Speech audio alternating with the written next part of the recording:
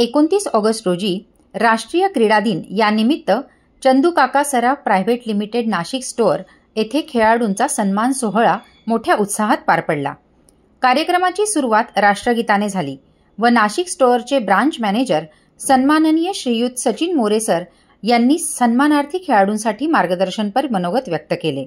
या क्रीडा दिनी नॅशनल, इंटरनॅशनल, स्टेट लेव्हल इत्यादी 27 खेळाडूंचा सन्मान नाशिक स्टोअरचे ब्रांच मॅनेजर श्रीयुत सचिन मोरे सर यांच्या हस्ते करण्यात आला।